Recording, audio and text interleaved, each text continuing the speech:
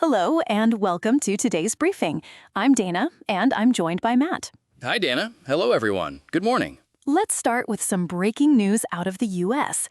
President Trump has signed an executive order to rename Lake Ontario as Lake America amid escalating trade tensions with Canada. That's quite a bold move. How does this renaming actually work, and what are the implications? According to the reports, this move is part of the ongoing trade war between the U.S. and Canada.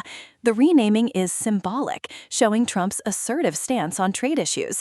However, it's worth noting that this change might not be officially recognized by Canada or other countries. So it's more of a symbolic gesture than an actual geographical change? Exactly. The report suggests that this is more about making a statement regarding trade tensions rather than an actual attempt to change the lake's name internationally. I see. And has there been any reaction from Canada or the international community? The articles don't mention specific reactions, but given the context of the trade war, it's likely that Canada will respond in some manner. That makes sense. Moving on, what's the next story we're covering? We've received news that Ratko Mladic, the former Bosnian Serb general responsible for several atrocities during the Bosnian War, has died in prison at the age of 84. That's significant. What were the circumstances of his death? According to the reports, Mladic died while serving a life sentence for war crimes. He was being held in a UN prison hospital. What were some of the major atrocities he was responsible for? Mladic was associated with several war crimes, including the Srebrenica massacre, which was a significant part of the Bosnian War's atrocities. The Srebrenica massacre is one of the most notorious events of the Bosnian War. How does his death impact the survivors and the region? The article suggests that his death marks the end of an era for those who suffered during the war.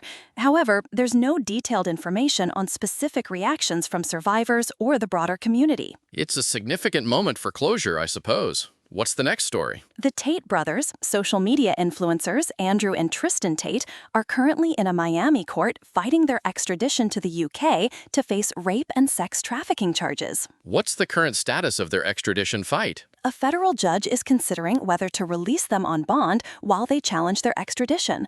They've been held in a Miami detention center since their initial court appearance. What are the charges against them in the UK? The Tates are facing charges of rape and sex trafficking in the United Kingdom. The details of the allegations aren't clear in the reports we've seen. Are there any indications of how their social media presence is affecting their case? The articles don't go into that level of detail, but it's worth noting that their social media influence is a significant aspect of their public profile. That's an interesting dynamic. Moving on, what's next? The U.S.-Iran conflict, now in its sixth month, has seen a shift in U.S. goals, with the Strait of Hormuz becoming a top concern. How have U.S. goals changed over these 6 months? Initially, the U.S. expected a shorter conflict, but now the focus has shifted to the strategic importance of the Strait of Hormuz, a critical waterway for global oil shipments. That's a significant escalation. What's the current situation with the Strait of Hormuz? The reports indicate that the strait is now a major concern due to its importance for international oil trade. The U.S. is likely trying to ensure that it remains open and secure. Are there any diplomatic efforts underway to resolve the conflict? Actually, the next story is related. The Prime Minister of Qatar is set to visit Tehran to pursue mediation efforts between the U.S. and Iran. That's a positive development. What are the Qatari efforts aiming to achieve? Qatar is trying to relaunch diplomacy and de-escalate tensions between the U.S. and Iran, particularly concerning the Strait of Hormuz. How significant is Qatar's role in this conflict? As a neighbor of Iran and an ally of the U.S., Qatar is in a unique position to facilitate dialogue and potentially mediate the conflict. That's a great segue into our next topic. What's new in the economy? NVIDIA is reportedly in talks to acquire Hugging Face, an AI startup, for around $12.9 billion. That's a significant deal. What does Hugging Face do, and why is this acquisition important? Hugging Face is a repository of open-source AI models. The acquisition would help NVIDIA expand its presence in the AI ecosystem. How does this fit into NVIDIA's broader strategy? NVIDIA is trying to strengthen its grip on the open-source AI landscape, and acquiring Hugging Face would be a major step in that direction. Are there any other recent developments in the tech sector related to AI? OpenAI has started showing ads in ChatGPT for users in India, which is one of its biggest markets. How does this change the dynamics for ChatGPT and its users? This move is part of OpenAI's effort to generate revenue. However, it also raises questions about user experience and data privacy. That's a good point. What about other tech companies? Any other significant moves? Applied Materials CEO mentioned that AI is driving a significant growth inflection in the semiconductor industry, impacting demand for new computing architectures and memory technologies. How is AI influencing the semiconductor industry? AI is creating new demands for specialized hardware, driving growth for companies like Applied Materials that provide the necessary technology for semiconductor manufacturing. That's a fascinating development. Let's move to sports news. What's new there? Jonathan Kuminga has agreed to a 2-year contract with the Minnesota Timberwolves. What are the details of the contract? The deal is reportedly worth $12.4 million, with a player option for the second year. Kuminga is expected to fill the starting power forward slot for the Timberwolves. Did he have other offers? How did the Timberwolves secure him? Kuminga reportedly chose the Timberwolves over other teams, including the Los Angeles Lakers, who offered a richer deal but with less control over his next contract. That's an interesting choice. What about other sports news? The Miami Dolphins have traded wide receiver Tutu Atwell back to the Los Angeles Rams in exchange for running back Jarquez Hunter. What led to this trade? The reports don't go into detail, but it seems that Atwell's return to the Rams is a strategic move, possibly to strengthen their receiving core. Are there any other notable trades or signings in the NFL? Not mentioned in the reports we've seen, but this trade is significant for both teams. Okay, what's next in sports? Karolina Muchova and Joachim Mensik won the U.S. Open mixed doubles title, coming back from tough situations in both the semifinal and final. That's exciting. What was the decisive moment in the final? Mensik sealed the win with a searing ace to the backhand corner,